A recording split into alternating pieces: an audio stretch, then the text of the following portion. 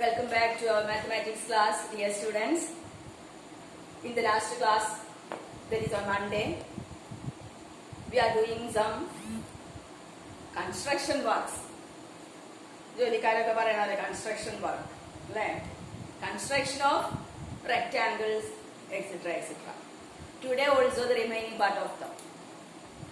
Right? One more construction we want to do in this class.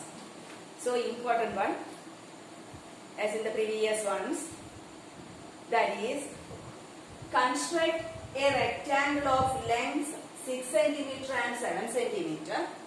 After that, construct a square of equal area. What we want to construct here? First we want to construct a rectangle. Draw a rectangle of length 6 cm and 7 cm means 6 cm and 7 cm are its length and breadth. Simply you are given length means one is length and other is the breadth. Which one will be the length? The largest one. And other one is breadth. Therefore, you are given a rectangle of length 7 cm and breadth 6 cm. Length 7 breadth 6 ആയിട്ടുള്ള rectangle ആണ് നമുക്ക് construct ചെയ്യേണ്ടത്. After that, you want to construct a square of equal area.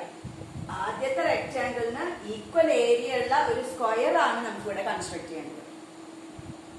In the previous class, we construct a rectangle equal in area with the given rectangle. തന്നിരിക്കുന്ന rectangle equal area ഉള്ള മറ്റൊരു rectangle നമ്മൾ construct ചെയ്യാൻ പഠിച്ചു. ഇവിടെയോ തന്നിരിക്കുന്ന rectangleന് equal area ഉള്ള എന്താണ് construct ചെയ്യേണ്ടത്? A square. We want to construct a square equal in area with the given rectangle. Rectangle to square. Rectangle നിന്ന് square. മുമ്പ് പഠിച്ചത് rectangle തന്നെ construct ചെയ്യാനാണ്. ഇപ്പൊ rectangle നിന്ന് square ആണ് construct ചെയ്യുന്നത്. ഓരോ ദിവസവും ഓരോന്നേ construction പഠിപ്പിക്കുന്നത്. കാരണം അത് നന്നായിട്ട് തറവാൻ വേണ്ടിയിട്ടാണ്. അപ്പൊ അതുപോലെ ചെയ്യണം, പഠിക്കണം. അപ്പൊ ഇവിടെ നമുക്ക് ആദ്യം എന്ത് ചെയ്യാം? We want to draw a rectangle of length 7 and breadth 6. That you know. First of all, you want to draw a line AB is of length 7 cm and perpendicular from both ends. That is from A and B. A യിൽ നിന്നും B യിൽ നിന്നും 90 degree എടുക്കുക. Protractor ഉപയോഗിച്ചിട്ട് ഈ set square വെച്ചിട്ട് 90 എടുത്തു. From B also. And on that perpendicular lines, how much you want to mark? 6 cm, because breadth of this rectangle is 6 cm. Taking your compass 6 cm, cut to arc like this, join, you will get a rectangle ABCD of length 7 and 6, of measures 7 and 6. Right? After that, you want to construct a square equal in area with this rectangle. ഈ rectangle equal area ഉള്ള square ആണ് നമുക്ക് construct ചെയ്യേണ്ടത്. So that you want to extend the length of this rectangle. മുമ്പ് നമ്മൾ പഠിച്ച പോലെ തന്നെ using scale, simply using scale and extend this up to which extent? Up to this breadth. ഈ ബ്രെഡ്ത്തിന് ഈക്വൽ ആയിട്ടാണ് നമ്മൾ എക്സ്റ്റൻഷൻ കൊടുക്കേണ്ടത്. എവിടെ നിന്ന്? From which point? From B. ഇങ്ങനെ എക്സ്റ്റെൻഡ് ചെയ്ത് കഴിഞ്ഞാൽ ബിയിൽ നിന്ന് from B you want to take how much? 6 cm and cut an arc and name it as E. How much is BE? BE equal to 6 cm. This one is 6. Right?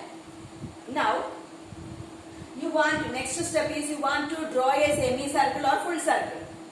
Not full circle, we need here a semicircle, that only. A semicircle with AE as diameter. AE എന്ന് പറയുന്ന ആള് diameter ആയിക്കൊണ്ട് diameter ആകത്തക്ക രീതിയിൽ ഒരു semi circle നമ്മൾ വരയ്ക്കണം. അപ്പൊ semi circle വരയ്ക്കണമെങ്കിൽ which things we need? Center and radius. How can you find the center? Simply using your scale. AE എത്രയുണ്ടോ അതിന്റെ how much is AE? 7 plus 6.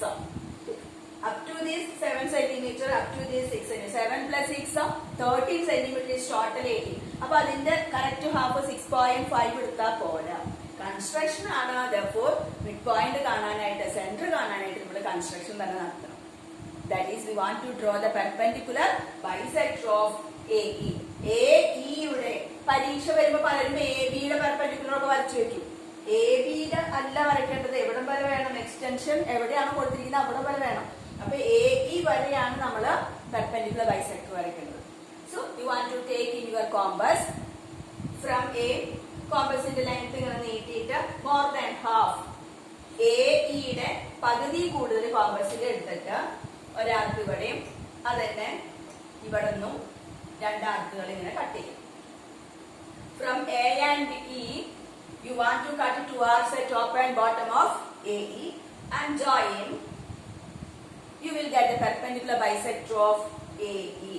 കൈകൊണ്ടല്ലാണ്ട് ഇതൊന്നും ചെയ്യേണ്ടത്. നിങ്ങൾ ഒറിജിനൽ മെഷർമെന്റ് എടുത്ത് ഇൻസ്ട്രുമെന്റ്സ് യൂസ് ചെയ്തിട്ട് വേണം ഇതൊക്കെ ചെയ്യാനായിട്ട്. ഓക്കെ, ടീച്ചർ ബോർഡിൽ കൈകൊണ്ട് വരയ്ക്കുന്ന ഇൻസ്ട്രുമെന്റ്സ് ഇല്ല. ഇൻസ്ട്രുമെന്റ് ഉണ്ടെങ്കിൽ തന്നെ ഇവിടെ വരച്ചത് ശരിയാക്കാനും സാധിക്കില്ല. സ്ലിപ്പറിയാണിത്. അതുകൊണ്ട് അപ്പൊ നിങ്ങൾ നോട്ടിലാവുമ്പോ കോമ്പസും പ്രൊട്രാക്ടർ സെറ്റ് സ്ക്വയർ എന്തൊക്കെയാണോ അതൊക്കെ ഉപയോഗിച്ചിട്ട് വേണം ചെയ്യാനായിട്ട്. Then draw the perpendicular bisector of AE and you will get the center of the semicircle we want to draw. നമ്മൾ വരയ്ക്കാൻ ഉദ്ദേശിക്കുന്ന സെമി സർക്കിളിന്റെ സെന്റർ കിട്ടി. Then how much is radius? Semi circle വരയ്ക്കുന്ന സെന്റർ മാത്രം പോലെ റേഡിയസ് വേണം. വേണ്ടേ? How much is the radius? From the center to E or from the center to A. സെന്ററിൽ നിന്ന് ഇയിലേക്കോ എയിലേക്കുള്ള ഡിസ്റ്റൻസ് ആണ് റേഡിയസ് വരിക. നമുക്കറിയാലോ. Then കോമ്പസ് ഇവിടെ വെച്ച് ഇത് വേണം സെമി സർക്കിൾ വരയ്ക്കാം. സെമി സർക്കിൾ നമുക്ക് മുകളിലും വരയ്ക്കാം, താഴെയും വരയ്ക്കാം, എവിടെ വേണമെങ്കിലും വരയ്ക്കാം. മുകളിൽ വരച്ചാൽ ഓൾറെഡി ഇവിടെ ഒരു കൺസ്ട്രക്ഷൻ ഉള്ളത് കൊണ്ട് അതിന്റെ ഉള്ളിൽ കൂടെ വരും. അത് ഒഴിവാക്കാൻ നമുക്ക് താഴോട്ട് വരച്ചാലോ? അപ്പൊ ക്ലിയർ ആവില്ലേ? താഴോട്ടാവുമ്പോ മുകളിൽ ഇതിന്റെ ഉള്ളിൽ കൂടെയാണ് സെമി സർക്കിൾ വരിക. താഴെയാണെങ്കിലോ ഇവിടെ വേറെ ഒന്നുമില്ല, ഒരു ലൈനിന്റെ പീസ് മാത്രമേ ഉള്ളൂ. അപ്പൊ ഇവിടെ വരയ്ക്കുന്നതായിരിക്കും നമുക്ക് സൗകര്യം. അപ്പൊ നമ്മൾ എന്ത് ചെയ്യും? ഇവിടെ കോമ്പസ് വെച്ചിട്ട് ഇത്രയും ദൂരം അല്ലെങ്കിൽ ഇവിടെ നിന്ന് ഇത്രയും ദൂരം റേഡിയസ് എടുത്തിട്ട് സെമി സർക്കിൾ ആണ് വരയ്ക്കാം. വരച്ചു ഉണ്ടോ? കോമ്പസ് ഉപയോഗിച്ച് വരയ്ക്കണം കേട്ടോ. സെമി സർക്കിൾ വരച്ചു. ഇനി ഈ സെമി സർക്കിളില് ആദ്യത്തെ റെക്ടാങ്കിളിന്റെ BC ഉണ്ടല്ലോ, അത് സ്കെയിൽ വെച്ച് നേരെ താഴോട്ടേക്ക് വരയ്ക്കാം. Perpendicular. Draw a perpendicular from B to the semi circle.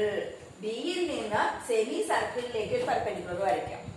പ്രത്യേകിച്ച് വരയ്ക്കാനൊന്നുമില്ല. സ്കെയിൽ വെച്ച് ഓൾറെഡി ഇവിടെ പെർപെൻഡിക്കുലർ ആയിട്ടാണ് BC നമ്മൾ വരച്ചിരിക്കുന്നത് അല്ലെ. അപ്പൊ അത് സ്കെയിൽ വെച്ച് താഴോട്ടേക്ക് വെറുതെ ഇതായി ഇങ്ങനെ കൊടുക്കാം. ഓക്കെ, അപ്പൊ BC എന്ന് പറയുന്ന ആളെ സ്കെയിൽ വെച്ച് താഴോട്ട് എക്സ്റ്റെൻഡ് ചെയ്ത് സെമി സർക്കിളിലേക്ക് മീറ്റ് ചെയ്യിപ്പിച്ചു. മീറ്റിംഗ് പോയിന്റ് E കഴിഞ്ഞ് നമുക്ക് F എന്ന് കൊടുക്കാം ഓർഡറിൽ. F. Now BF is the side, one side of the required square we want to draw. ഇപ്പൊ കിട്ടിയ എക്സ്റ്റെൻഡ് ആ BC എന്ന് പറയുന്ന ആളെ സ്കെയിൽ വെച്ച് സെമി സർക്കിളിലേക്ക് ടച്ച് ചെയ്തപ്പോൾ കിട്ടിയ ലെങ്ത് ആയ BF. BF is, what is BF? Side of the square. നമുക്ക് ആവശ്യമുള്ള സ്ക്വയറിന്റെ സൈഡ് ആണ്. സ്ക്വയറിന്റെ ഒരു സൈഡ് കിട്ടി എക്സ്റ്റെൻഡ് ചെയ്തിട്ട് സ്ക്വയർ കംപ്ലീറ്റ് ചെയ്യാതെ നമുക്ക് അല്ലേ കഴിഞ്ഞ ക്ലാസ്സിലൊക്കെ പഠിച്ചില്ലേ. അപ്പൊ എന്ത് വേണം? കോമ്പസ് എടുത്തിട്ട് BF ഡിസ്റ്റൻസ് കോമ്പസിൽ എടുക്കാം. BF ഡിസ്റ്റൻസ് കോമ്പസിൽ എടുത്ത് ബിയിൽ നിന്ന് ഒരാൾക്ക് കട്ട് ചെയ്തു. നാല് സൈഡും BF തന്നെ ആയിരിക്കണ്ടേ, ഒരേ ലെങ്ത് ആയിരിക്കണ്ടേ. അപ്പൊ BE അല്ല, ചിലർ BE ഇങ്ങനെ വരയ്ക്കും. BE അല്ല ഒരിക്കലും side of the square. BF is side of, അത്രയും ലെങ്ത് ഉണ്ട് സ്ക്വയറിന്റെ സൈഡിന്. അപ്പൊ അത് കോമ്പസിൽ ഇത്ര എടുത്തിട്ട് ബിയിൽ നിന്ന് ഈ സൈഡ് കംപ്ലീറ്റ് ചെയ്യണ്ടേ. അപ്പൊ ഒരു ആർക്ക് കട്ട് ചെയ്തു. അപ്പൊ ഇത് എക്സ്റ്റെൻഡ് ചെയ്ത് ഇവിടെ ഒരു പോയിന്റ് കിട്ടി. This is also one side of the square. F കഴിഞ്ഞാൽ ഇവിടെ G കൊടുക്കണം. Okay, BG is equal to BF. BG എന്ന് പറയുന്ന ആളെ BF-ന് ഈക്വൽ ആണ്.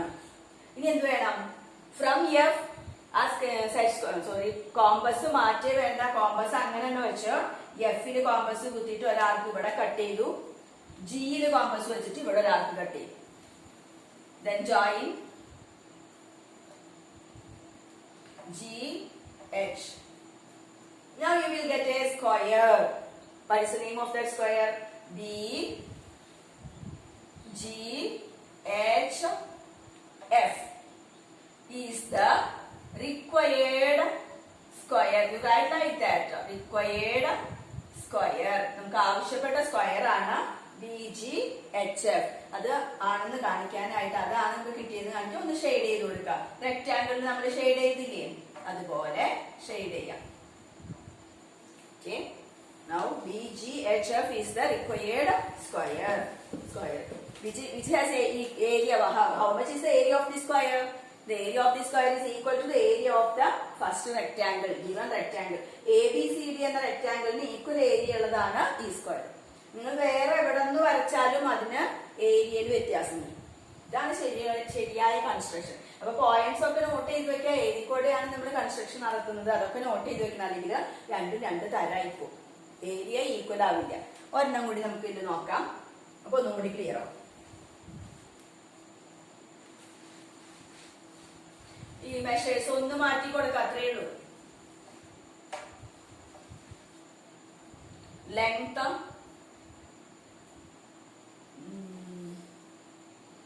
8 centimeter and breadth how much? 7 centimeter. ഇരിക്കട്ടെ. Okay. Length and breadth are 8 and 7. You want to construct first a rectangle, after that equal area square. So that first you draw a line of length AB is how much? 8 centimeter. Right? And using protractor or set square. Protractor വെച്ചിട്ട് A നും B നും perpendicular എടുക്കാം. Perpendicular എടുത്തു, ഇവിടെ എടുത്തു. Perpendicular ആണെന്ന് കാണിക്കാൻ 90 ഡിഗ്രിയുടെ സിമ്പിൾ അവിടെ കൊടുത്താൽ മതി.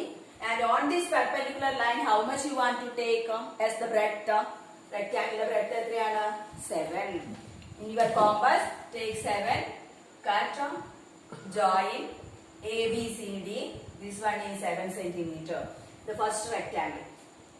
Now, the next one is you want to construct a square. Peculiarity of that square is area equal to this. നമ്മൾ വരയ്ക്കാൻ പോകുന്ന കൺസ്ട്രക്ട് ചെയ്യാൻ പോകുന്ന സ്ക്വയറിന്റെ ഏരിയ ഈ റെക്ടാങ്കിളിന്റെ ഏരിയക്ക് വരാവണം. ഓക്കെ.